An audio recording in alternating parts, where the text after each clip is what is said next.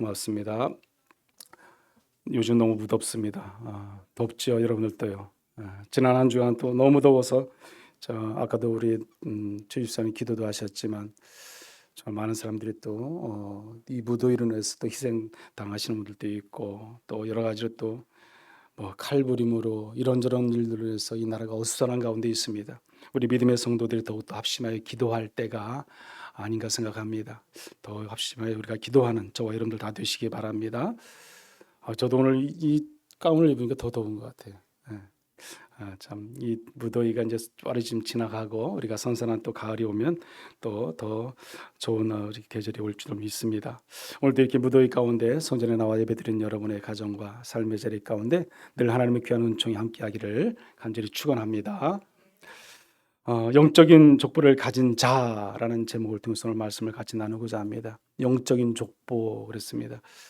제가 지난달에 이 본문을 통해서 말씀을 전했습니다. 물론 이 본문의 전체를 다 잡지는 않았지만은 오늘은 17절까지 말씀을 통해서 말씀을 전하고자 합니다. 여러분 지난번에 이 족보에 대해서 설교했던 거 기억나세요? 예, 잘 들으셨. 예, 참 우리가 설교를 들으면요 금방 잊어버리거든요. 저도 어떤 때는 지난주에 설교한 걸 잊어버려요. 저도 모르겠어요. 기억이 안 날 때가 있어요. 저도요. 지난주에 설교했는데도 뭐를 했지 뭐 그럴 때가 있어요. 여러분들도 마찬가지로 그럴 줄 압니다. 제가 창세기로부터 요한계시록까지 누가 나온다고 그랬습니까? 누가? 창세기부터 요한계시록까지 누구를 얘기하는 거라고? 예수 그리스도. 예. 우리는 오직 예수 그리스도가 초점이 거기 맞춰져야 됩니다. 예수 그리스도만 생각하면, 예수 그리스도를 바라보면 우리가 나의 나됨이 자꾸 변화되어야 되고 바뀌어야 되는 거죠. 내 안에 내가 가득하면 우리는 변화될 수 없거든요. 그런데 내 안에 예수가 있으면 우리는 놀라운 변화가 일어납니다. 그래서 우리는 우리의 삶의 자리 모든 것은 오직 예수로 변화될 때 우리가 늘 하나님의 은혜 가운데 거하는 삶을 살아갈 줄 믿습니다. 우리가 창세기부터 요한계시까지 보면요, 이 구약은 율법을 우리가 이야기하는 겁니다. 그러나 우리가 신약이라는 이 복음서는 오직 우리는 복음을 말합니다. 구약에서 율법을 말한다면 우리 신약은 복음을 말하는 거죠. 그래서 이 구약에서 이 아담의 계보를 우리가 볼 때 보면 지난번에도 말씀드렸지만 낳고 죽고 그래서 낳고 죽고라는 말씀이 계속 반복됩니다. 그러나 우리 신약에서는 복음을 제시하고 복음만 말씀하는 신약에서는 낳고 그리고 더 이상 죽었다는 말은 없습니다. 죽었다는 말은 없어요. 물론 인생의 삶의 자리는 반드시 한 번은 죽게 됩니다. 반드시 죽게 되지만 낳고 죽었다라는 말은 어디에는 없다? 신약에는 없다. 오늘 우리가 족보를 오늘 17절까지 오늘 말씀을 읽었습니다. 이 아브라함으로부터 우리가 이 족보 예수까지의 족보를 우리가 읽었지만 여기도 낳고 죽었더라 없습니다. 무엇을 말씀합니까? 생명입니다. 부활의 주님을 우리가 바라보게 한다는 거죠. 예수 그리스도를 믿고 우리는 예수 그리스도를 통해서 이 신약에서는 복음의 진리의 말씀 가운데 살아갈 때 우리는 부활의 생명이 되시는 여호와 하나님을 바라보게 된다는 겁니다. 그래서 영원한 천국 소망을 할 수 있고 생명이 되시는 주님 곁으로 우리는 갈 수 있게 되는 겁니다. 오늘 우리는 예수 그리스도의 족보를 가만히 이렇게 읽다 보면 하나님이 어떠한 사람을 사용하시는지, 하나님이 어떠한 사람을 들어 쓰시는지 우리가 오늘 성경을 통해서 묵상할 수 있어요. 저는 오늘 이 말씀을 저도 몇 번 숫자를 읽었습니다. 묵상했어요. 묵상하고 물론 예전에도 다 묵상했던 말씀이지만 다시 본문을 준비하면서 몇 차례 묵상했어요. 이 안에서 하나님께서 우리를 들어 쓰시는데 어떻게 들어 쓰시는가 그 말씀이 자세히 나와 있습니다. 여러분 혹시 여러분들은 여러분 각자의 족보를 정확히 알고 계십니까? 족보?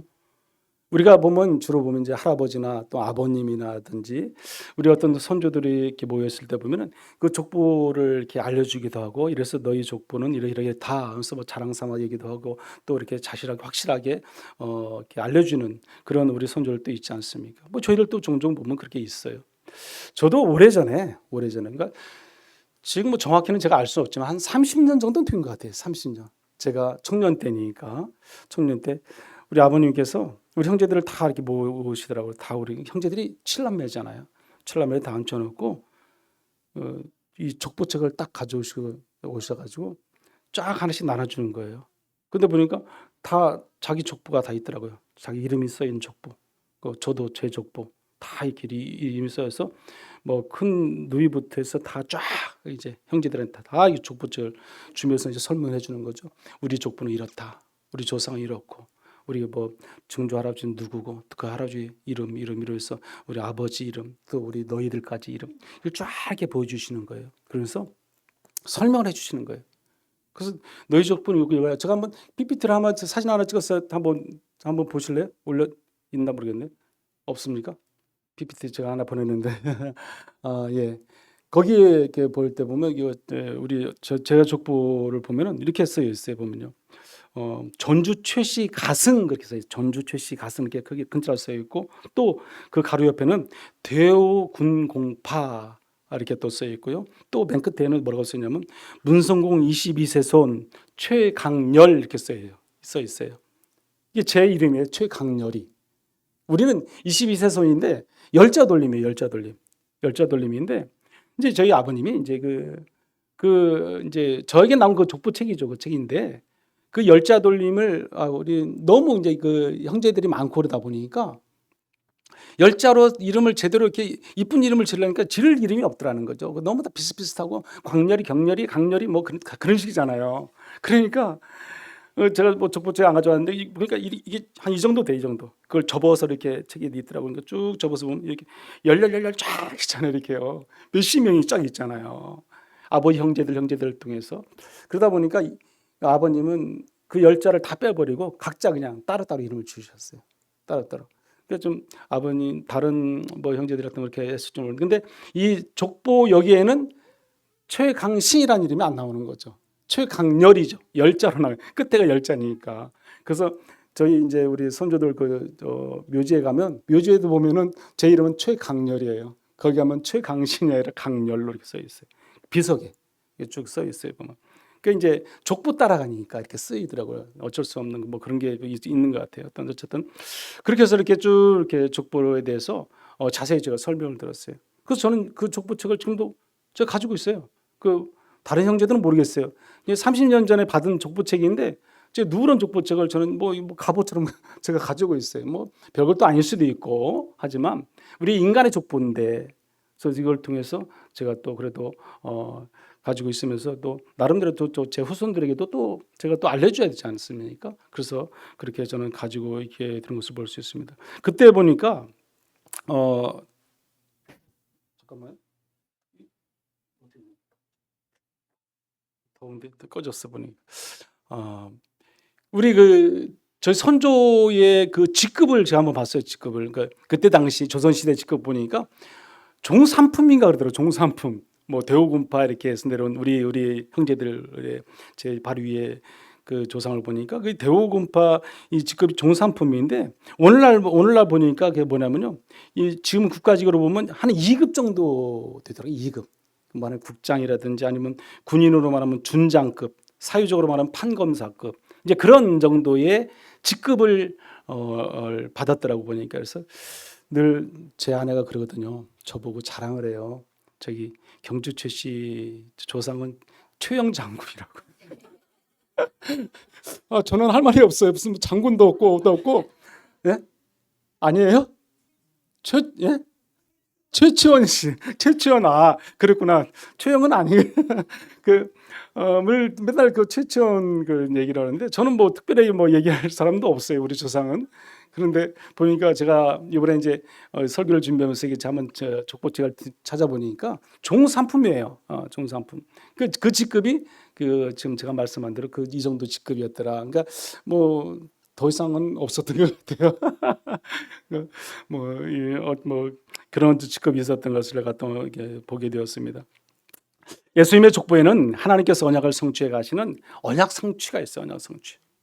이것은 제가 지금 말씀드렸던 것은 우리 인간의 족보예요. 어떻게 보면 아무것도 아닌 거죠. 예수 그리스도 하나님의 족보, 언약 그 성취에 대해서 생각하면 아무것도 아닌 거죠. 우리가 보면 하나님과 우리의 관계는요, 언약 관계거든요. 언약 관계. 그래서 커버넌트 릴레이션십이라 그래서 언약의 관계다 그랬어요. 약속의 관계. 누구와? 하나님과 우리의 관계. 그래서 이 커버넌트는요, 이 언약의 약속은요, 하나님과 우리 관계에서 꼭 지켜지는 거. 안 지켜도 되고 지켜지지 않는 것이 아니라는 거예요. 반드시 지켜지는 것이 이 언약 커버넌트입니다. 그 관계가 여기 오늘 그 히브리어로 보면은 그래서 이 본래 언약을 세우다 커버넌트를 갖다가 카라트 베리트라고 말해요. 카라트 베리트. 근데 이 베리트란 말은 무슨 말이냐면 언약이라는 말이고 또 이 카라트란 말은 본래 쪼개다는 말이에요. 쪼개다. 관계가 그런 우리 지금 영어로 말하는 그 관계가 아니라 쪼개다는 그런 말 뜻이 있습니다. 우리가 창세기 15장에 보면요, 하나님께서 아브라함과의 그 언약을 합니다. 언약 약속을 한다는 거죠. 오늘 본문의 말씀처럼 거기에 보면은 근데 아브라함이 자식이 없었어요. 그래서 상속자를 누구한테 주려면 늙은 종에게, 엘리에셀이라는 늙은 종에게 이제 상속을 하려고 아브라함이, 그러니까 하나님께서 뭐라고 말씀합니까? 상속자가 그 늙은 종 엘리에셀이 아니다. 너에게서 난 자, 그 나이에 아브라함의 나이에 너에게서 난 자가 상속자다 그랬어요. 그러니까 아브라함은 이게 이해가 안 되는 거지, 이해가 안 되는 거죠. 그래서 이 별보다 더 많은 조상에게 있을 수 있는 조상이 있는 그런 아브라함의 후손이 있을 것이다. 이렇게 아브라함이 말을 합니다. 그러니까 아브라함이 하나님께 물어요. 무엇으로 그 증거가 무엇이냐? 무엇으로 나에게 그렇게 될 것이라고 말씀하십니까? 이렇게 묻습니다. 그러니까 아브라함 하나님께서 창세기 15장 9절에 보면 이렇게 말합니다. 우리 한번 같이 읽어볼까요? 여호와께서 그에게 이르시되 나를 위하여 3년 된 암소와 3년 된 암염소와 3년 된 순양과 산비둘기와 집비둘기 새끼를 가져올지니라. 아멘. 이렇게 말씀을 합니다.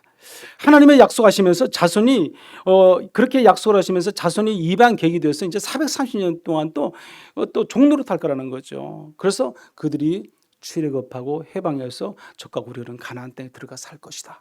너희들을 내가 구원해 줄 것이다. 그렇게 또 약속을 하셔요. 그리고 성경에는요, 창세기 15장 17절 18절에 보면 이렇게 말을 합니다. 우리 한번 같이 읽어보죠.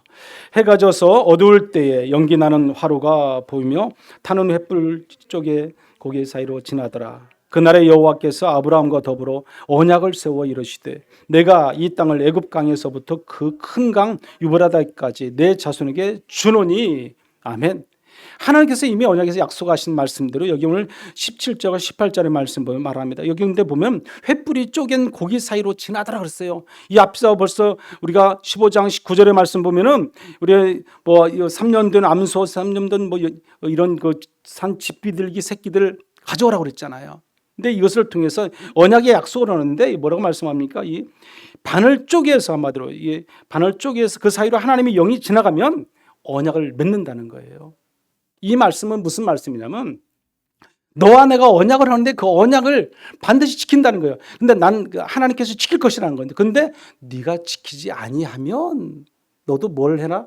너는 생명을 내놔야 된다는 거죠. 너희도 죽을 것이다. 그런 거예요. 죽을 것이다. 지켜야 된다는 거죠. 그래서 이 언약의 말씀을 창세기 15장에 하고 있는 것을 볼 수 있습니다. 그 대신 언약을 세워서 네가 잘 지키면 네 땅이 더 복을 받고 누리고 살아갈 수 있을 것이다. 그 말씀을 하나님이 아브라함과 언약 약속을 합니다. 하나님은 그만큼 중요하게 한 약속이 무엇일까요? 오늘 본문의 말씀이 또 나와 있는 거죠. 이 말씀이 바로 1절의 말씀입니다. 우리 한번 1절 말씀 읽어보죠. 마태복음 1장 1절입니다. 아브라함과 다윗의 자손 예수 그리스도의 계보라. 아멘. 하나님이 언약하고 약속하신 그 말씀대로 이제 아브라함과 다윗의 자손 예수 그리스도의 계보라고 말씀합니다. 예수 그리스도의 계보를 통해서 너희 후손이 잘 될 것이고 복 받을 것이고 은혜가 넘칠 것이다. 창대해질 것이다. 말씀을 하는 겁니다. 다윗과 아브라함을 말하면서 이스라엘 백성들에게 예수님의 조사이라는 것을 분명히 보여주고 있는 것을 볼 수 있습니다. 이 아브라함의 언약은요, 이 앞서 먼저 창세기 12장의 말씀이 나와요. 하나님께서 아브라함에게 또 약속하신 말씀이 나와요. 그 말씀이 어떤 말씀이냐면 이 말씀이에요. 우리 한번 같이 읽어보죠. 창세기 12장 1, 2절의 말씀입니다. 여호와께서 아브라함에게 이르시되 너는 너의 고향과 친척 아비 집을 떠나 내가 내게 보여줄 땅으로 가라. 내가 너로 큰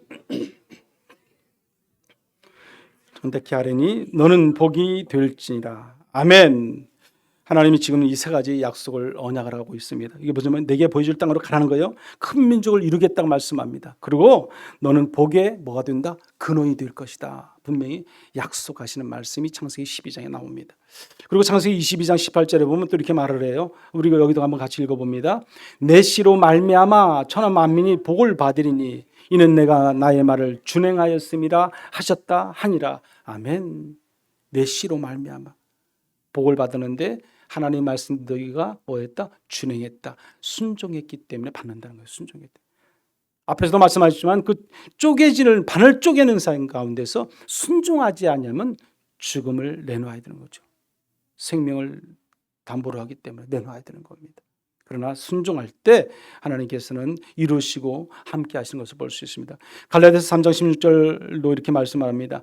우리 한번 같이 읽어보죠. 이 약속들은 아브라함과 그 자손에게 말씀하신 것인데 여럿을 가리켜 그 자손들이라 하지 아니하고 오직 한 사람을 가리켜 내 자손이라 하셨으니 곧 그리스도라. 아멘. 결국에는 누구예요? 그리스도를 말하고 있습니다. 예수 그리스도. 아브라함을 통해서 그 다윗과 그 자손이 통해서 계속해서 내려왔을 때 누가 있다? 예수 그리스도라는 겁니다. 오늘 본문의 마태복음은 아브라함으로부터 그리스도께까지 이 계보를 14대로 크게 세 부분으로 나눠 있어요. 14대 세 부분으로 나눠져 있습니다. 첫 번째 14대는요 아브라함으로부터 다윗까지의 그 계보예요. 다윗까지의 계보. 근데 여기 보면 2절에서 6절의 말씀인데 아브라함으로부터 시작해서 누구까지? 다윗까지거든요. 이 14대에서 다음과 같은 특징이 있어요. 이 특징을 보면 이 3절의 말씀 보시면 이렇게 말씀을 합니다. 우리 3절 한번 같이 읽어보죠. 유다는 다말에게서 베레스와 세라를 낳고 베레스는 헤스론을 낳고 헤스론은 나함을 낳고 아멘. 이렇게 낳고가 나옵니다. 여기 보면은 유다 이야기가 나옵니다. 유다는 어떻게 보면 야곱의 12제자 중에서 장자잖아요. 근데 장자의 그 권위를 잘못 사용하지 않습니까?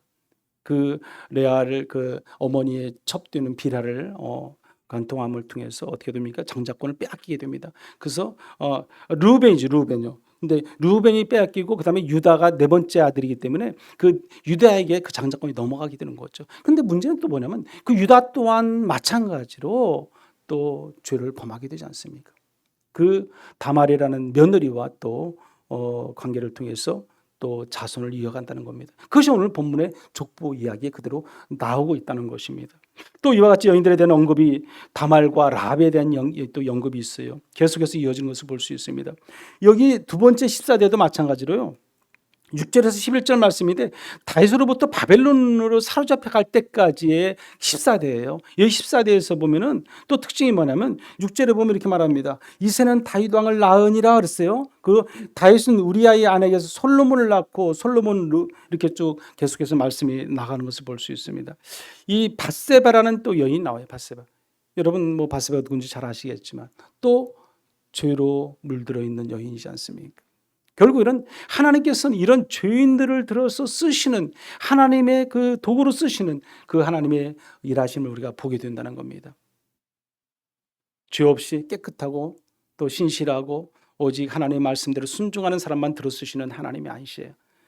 연약하고 늘 하나님 말씀대로 순종하지 못했던 자들, 그런 자들을 다시 또 하나님 회개시켜서 다시 들어 쓰시는 그 하나님임을 우리가 오늘 성경을 보면 알 수 있습니다. 또 여기 마지막 14대는 뭐 어디냐면 바로 12절에서 16절 말씀인데 여고냐로 시작해서 그리스도로 끝나는 거예요. 이제 여기서 14대는요. 여기 특징이 뭡니까? 여기는 보면 낳고란 말이 계속해서 나옵니다. 근데 여기 맨 나중에 보면 16절에 뭐 어떻게 나오냐면 이렇게 나옵니다. 우리 16절 말씀 한번 같이 읽어볼까요? 야곱은 마리아의 남편 요셉을 낳았으니 마리아에게서 그리스도라 칭하는 예수가 나시니라. 아멘. 낳고 하다가 맨 나중에 뭐가 어떻게 돼요? 나시리라 그랬어요. 나시리라. 예수 그리스도는 물론 이 땅에서 나시지만은 인간에 의해서 나시는 것이 아니라 성령의 인도하심을 통해서 나시는 예수 그리스도라. 그것을 오늘 성경을 말씀하고 있는 것을 우리가 볼 수 있습니다. 오늘 본문은 예수님의 족보가 보여주는 것은요. 이 족보에서 모든 것이 예수님의 오심의 역사라는 사실을 보여주고 있어요. 우리가 그래서 세계에서 가장 오래된 족보가 바로 이 4,000년 전 족보예요. 이 족보가 가장 오래된 것이죠. 우리가 아담을 통해서 아브라함을 통해서 이삭을 통해서 또 이 다윗을 통해서 예수 그리스도에게 내려오고 오늘날 우리까지 있게 되는 이 족보가 있는 그대로 보여지는 사실이라는 것입니다. 14대씩 3대를 구분해서 설명을 해놓았지 않습니까? 이 17절 말씀을 우리 한번 같이 읽어보죠. 17절 말씀. 그런즉 모든 대수가 아브라함으로부터 다윗까지 14대요. 다윗부터 바벨론으로 사로잡혀갈 때까지 14대요. 바벨론으로 사로잡혀간 후부터 그리스도까지 14대라. 아멘. 역사 속에 오신 예수 그리스도를 만나게 되면 우리는 변화되는 삶을 살게 됩니다. 우리는 그 예수 그리스도를 만나면서 우리를 다시 한번 자문해 봐야 돼요. 내가 과연 이 예수 그리스도, 나의 힘이 되고 능력이 되신 예수 그리스도, 보혈의 십자가를 지신 예수 그리스도를 내가 만나고 있는가? 난 그 예수 그리스도를 통해서 우리가 살아가고 있는가? 우리를 늘 자문해 볼 수 있어야 됩니다. 그리고 예수님의 족보는 모든 인류를 향하신 하나님의 사랑을 보여주는 것을 볼 수 있습니다. 오늘 여기 여인이 5여인이 나와요. 5여인이 나오는데 그중에 4여인이 다 어떻다? 죄인이라는 것입니다. 죄. 예, 그들은요 하나님 보시기에 부끄러운 일들을 했던 자들입니다. 그래서 지난번 설교 시간에도 말씀드렸지만 마태복음 1장 족보는 5명의 여인이 나오고 그 가운데 4명이 다 죄를 가지고 있는 자들이었다고 분명히 말씀했습니다. 이 다말이라는 사람은 아까 말씀드렸지만 유다와 다말은 시아버지와 며느리 관계입니다. 또 라합은 어떻습니까? 가나안 땅에 뭐로 있었어요? 창녀로 있었던 사람이 창녀로. 또 룻도 마찬가지. 모압 여인이잖아요. 모압 여인은 어떻다? 이방이다. 이 당시에 그 유대인들이 이방인들을 바라볼 때는 개나 돼지로 취급했어요. 개나 돼지 정도로 취급했다는 거죠. 그런 여인이 누구다? 룻이다. 또 여기 밧세바는 누굽니까? 정상적인 결혼이 아니잖아요. 물론 솔로몬을 낳았지만 그것은 정상적인 관계가 아니라는 거죠. 비정상적인, 하나님이 원치 아니하는 거죠. 이런 다 죄인들이란 겁니다. 그러나 예수님께서는 그 허물 많은 사람들, 죄악투성인 그 여인들을 조상으로 삼았다는 겁니다. 버림받고 또 창녀로 이방인들이었지만 여인들을 통해서 우리 예수님께서는 어떻게 이 땅에 오셨다는 사실입니다. 우리 주님께서는 그들을 통해서 오셨어요. 우리가 분명히 그것을 알아야 되는 거죠. 오늘 본문은 그래서 뭘 말하라고 하는 것이냐면 오직 하나님께서는 이방인이 아닌 유대인이어야만 하고 잘나고 또 어떻게 보면 흠이 없고 온전한 사람들만 들어 쓰시는 하나님이 아니시다는 거예요. 힘없고 빈약하고 연약하고 병들고 때로는 아무것도 할 수 없다고 생각하는 자들, 그런 자들을 들어 쓰시는 분이 누구다? 하나님이라는 사실입니다. 오늘 본문을 쓴 자가 누구입니까? 마태입니다. 마태도 마찬가지로 세리예요. 세리. 여러분, 세리는요 수없이 많은 사람들로부터 욕을 먹는 사람이에요. 욕을 먹는 사람. 세금을 걷어들인 자잖아요. 그래서 늘 비판을 받고 정죄를 받는 사람이 세리였어요. 얼마나 그 세리를 예수님께서 제자로 삼아주시려 얼마나 가슴 벅차겠습니까? 그런 세리, 은혜이지 않습니까? 이런 세리가 마태가 세상의 죄인들, 어떻게 보면 오늘 다말을 이야기하고 룻을 이야기하고 라합을 이야기하고 밧세바를 이야기하고 또 나중에 또 마리아를 이렇게 이야기하는 것을 볼 수 있습니다. 우리 하나님은 누구를 들어 쓰시나? 약하고 병든 자, 또 나는 아무것도 할 수 없다고 고백하는 자를 들어 쓰시는 여호와 하나님이심을 여러분들 믿으시기 바랍니다. 이 세상에서 가장 행복한 사람은요 어떤 사람이겠어요? 하나님이 들어 쓰시는 사람이에요. 여러분, 하나님이 들어 쓰시는 사람. 내가 하나님의 자녀로 일꾼으로 쓰임받고 살아간다는 것은 그는 행복의 기쁨이에요. 우리가 종종 보면 그런데 어떻게 교회 이렇게 안에서 우리가 직분을 맡고 일을 하면서 보면은 그럴 때도 있어요. 어떻게든지 우리는 봉사를 안 하고 싶은 그런 마음도 있을 수 있고 또 어떤 예수를 믿는 그 믿음을 가진 신앙 안에 살면서도 우리는 하나님 앞에 나올 때도 더 쉽게 편안하게 예수를 믿고 싶은 그런 마음이 있는 사람들도 있습니다. 그건 하나님 그걸 원치 않으세요. 우리 하나님께서는요 연약하고 약하고 정말로 하나님 보시기에 부끄럽다고 생각하는 그런 자들을 들어 쓰시는 하나님이시거든요. 우리는 그 하나님을 통해서 우리가 더더 충성하고 봉사하고 헌신할 수 있는 그런 믿음의 성도들이 다 될 수 있어야 됩니다. 성경은요 고린도전서 1장 26절에 이렇게 말합니다. 형제들아 너희를 부르심을 보라. 육체를 따라 지혜로운 자가 많지 아니하며 능한 자가 많지 아니하며 문벌 좋은 자가 많지 아니하도다 그랬어요. 지혜롭고 문벌이 있고 똑똑한 사람이 많지 않다고 그랬습니다. 하나님께 쓰임받는 인물들은 어떻게 보면 우리는 너무나 하잘 것도 없고 별 볼 일 없는 사람들이죠. 그러나 하나님께서 택하셔 쓰시면 우리는 하나님의 귀한 일꾼을 쓰임받고 살아가는 겁니다. 하나님은 내가 제일이고 뭐 고상하다고 생각하고 교만한 그런 영을 가진 자들을 하나님 들어 쓰시지 않습니다. 나는 아무것도 할 수 없습니다. 세례와 같이 감히 고개 들 수도 없는, 그럼 내가 고백되어진 신앙, 난 죄인입니다 고백하는 그런 자를 들어 쓰시는 분이 여호와 하나님이심을 여러분들 믿으시기 바랍니다. 하나님이 약한 자를, 부족한 자를 들어 쓰십니다. 잘못됐다 하더라도 우리가 하나님 앞에 나와서 철저히 회개하고 자복하는 자를 들어 쓰시는 그 하나님이심을 여러분들 믿으시기 바랍니다. 고린도전서 1장 27절 29절에 보면 이렇게 말씀을 합니다. 우리 한번 같이 읽어보죠.